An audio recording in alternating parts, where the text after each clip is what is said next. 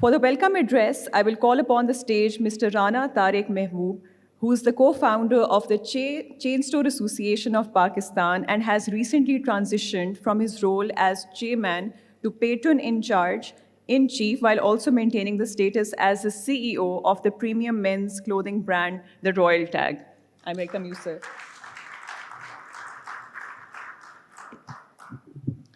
Bismillahirrahmanirrahim. معزز خواتین و حضرات السلام علیکم.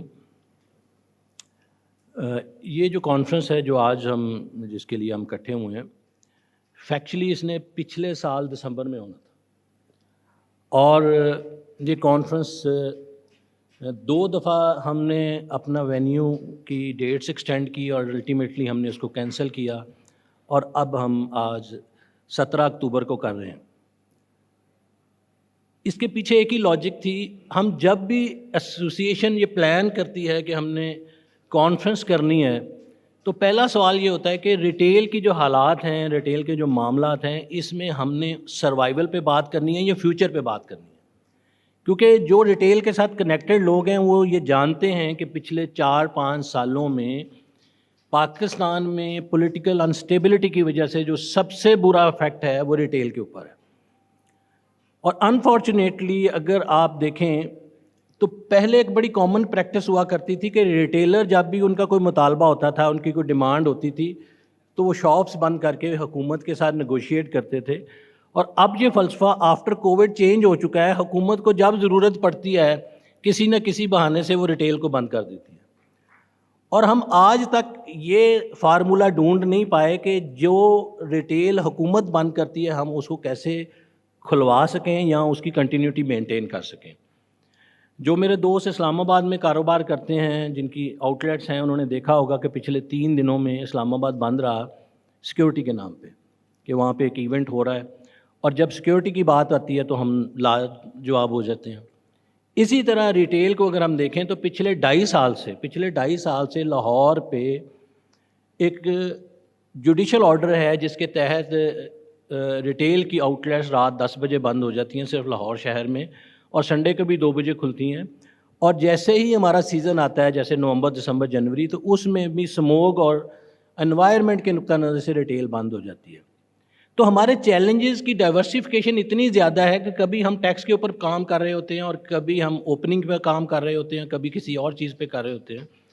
تو اس کانفرنس کے اوپر جب ہم بیٹھے اور ہم نے یہ سوچا کہ ہم ایز اے چین اسٹور کیا میسج لے کے آپ لوگوں کے پاس آئیں، کیونکہ آپ کو پتہ ہے کہ ہم ہر دفعہ اپنے ممبران اور اس کے ساتھ الائیڈ انڈسٹری کے ساتھ کمیونیکیشن کرتے ہیں، لرننگ اور ڈسکشن کے اوپر کام کرتے ہیں.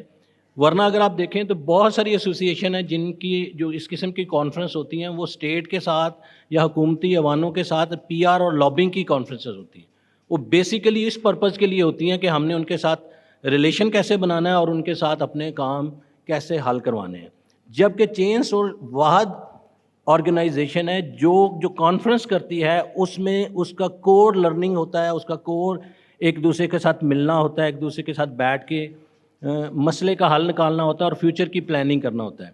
تو اس دفعہ ہمارے لیے بہت ساری چیزوں کو، بہت سارے چیلنجز کو لے کے آگے بڑھنا مشکل تھا، لیکن اسفندیار فروخ اور حمزہ ہاشمی صاحب دونوں نے دن رات محنت کی، اور انہوں نے ایک بہت ہی کمپریہنسو ڈے پلان کیا آپ لوگوں کے لیے. انٹرنیشنل سپیکرز کو لے کے آئے، لوکل سپیکرز کو لے کے آئے، اور جو گزشتہ کل تھی اس میں انٹرنیشنل سپیکرز نے ہمارے کچھ لوکل برانڈ کو 1-on-1 ٹریننگز سیشنز ان کے ساتھ کیے.